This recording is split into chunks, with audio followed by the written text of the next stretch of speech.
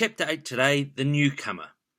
When we left the story yesterday, Edek was in a bit of trouble. He'd been caught by the Nazis for smuggling products into Warsaw, and now Ruth and Baronia are left to find things for themselves and struggle along. Let's see how they get up to, or how they get on. Chapter 8, the newcomer. 2 years passed without any news of Edek. Ruth and Baronia returned to Warsaw each winter and back to the woods again the following summer.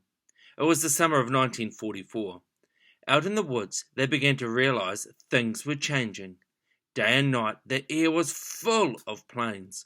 From the distant city, they could hear the boom of guns and the explosion of bombs. It was rumored that the Nazis were on the defensive. Though the children did not know until later, the Russian Marshal Rokossovsky was sweeping westwards with 7 great army troops driving the Nazis before him. Radio Moscow had broadcast a call to the resistance in Warsaw. Poles, the hour of freedom is at hand! Poles to arms! Do not lose a moment! The suburbs of Warsaw are ready and within range of Russian guns. At once the Poles, under their own General Bohr, rose up against the German garrison. At 5 p.m. on August 1st, a bomb went off in the Nazi Gestapo headquarters. At the same moment, thousands of windows in the city were flung open, and a hail of bullets struck the passing Germans. All traffic ceased as the Polish underground rushed to the attack. Starving people streamed out of cellars and flung themselves upon the Nazis, with weapons if they had them, with their fists if they had nothing else. But the Germans counterattacked from their strong points. Hastily they concentrated 5 divisions, and their Tiger tanks drove a wedge through the city as far as the Vistula. The Soviet troops outside withdrew 6 miles under orders from Moscow, leaving the Poles to fight their own battle. General Bohr was short of arms and ammunition, and could not continue the struggle alone. He radioed for help to Britain and America, but the British and the Americans were too busy fighting the Nazis in the West. Prime Minister Churchill cabled to Stalin a request to help the Poles, but Stalin refused. He even refused to allow British and American planes carrying supplies to land on Soviet airfields. So the Poles, desperately short of food and arms, were left to fight it out to the bitter end. A few stragglers from the city turned out by the Nazis to find their own safety reached the woods.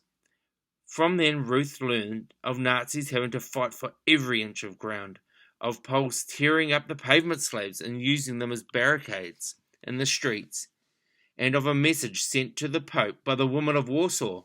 Most Holy Father, for 3 weeks we have lacked food and medicine. Warsaw is in ruins. No one is helping us. The world is ignorant of our fight.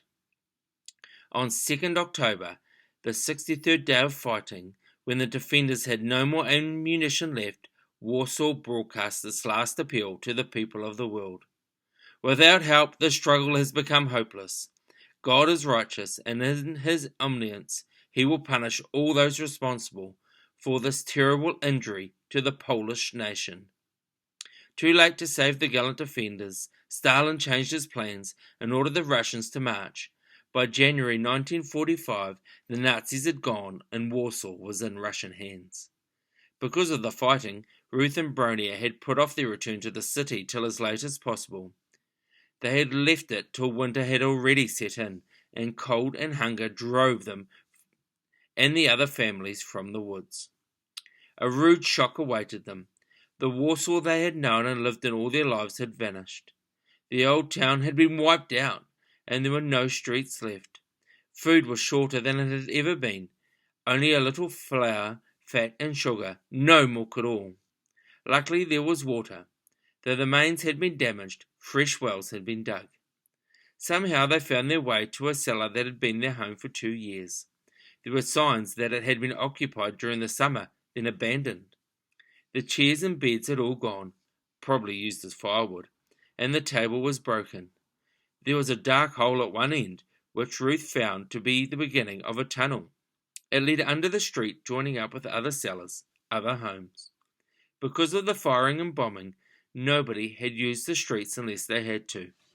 With the help of this clever network of tunnels, the brave defenders had kept the struggle going all autumn. Patiently and without despair, Ruth set to work repairing the damage. They had no beds, but they still had their blankets that they brought with them from the woods.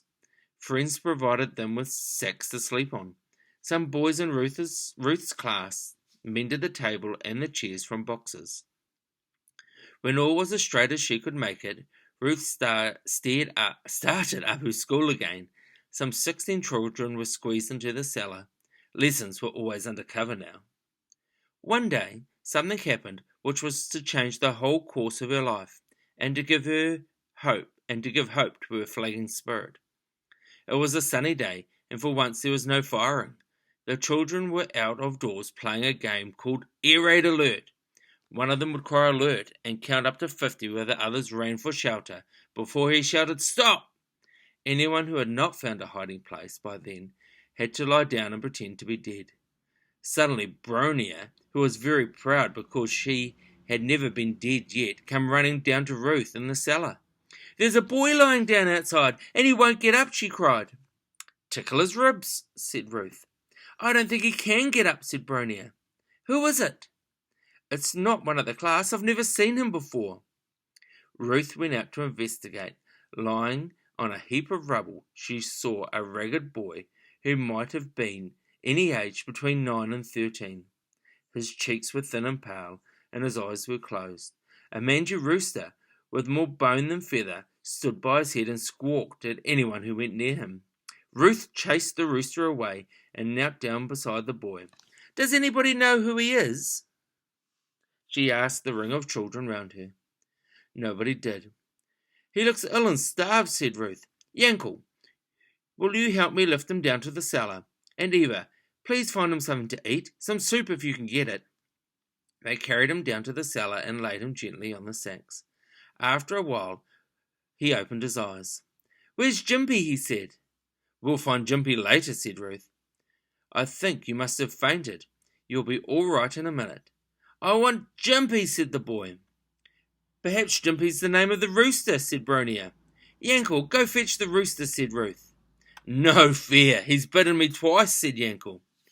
Ruth was going to fetch it herself when the rooster appeared suddenly in the hole in the wall, squawked, flapped its dusty wings, and jumped down beside the boy. "Jimpy, Jimpy," said the boy, and he reached out his arm towards the mangy creature. "He's a fine rooster, and he's got a fine name," said Ruth. "What's your name?" "Shan't tell you," snapped the boy. "Look, Eva's brought some soup for you," said Ruth. "You'll feel better in a minute. Sit up and drink it." "He won't tell us his name," Bronia confided to the crowd at the door. A girl pushed through the crowd and went over to Ruth. She had something in her hand. "I found this in the street where he was lying," she said. "I think it must be his." It was a small wooden box. Bronia seized it. "It's heavy and it rattles. He must be rich," she cried. "Ruth, may we undo the string?" "Give the box to him," said Ruth. "Nobody should touch it without asking him." The boy took the wooden box and smiled. Everybody wanted to look inside, but he wouldn't undo it. However, he told them his name. It was Jan. Okay, just 4 questions today. Why was it fortunate that Ruth and Bronia were living in the woods during the summer of 1944? What did Jan have with him when Ruth met him for the first time? What do you think Jan thought of Ruth when she told the others that no one will touch Jan's wooden box without asking him? What information might Jan tell Ruth and Bronia? Right, there's a link there back to earlier in the story where you may have to do some thinking. And in a drawing activity today, a good author can paint a picture of in the reader's mind. Think about part of the chapter that you can clearly see in your mind.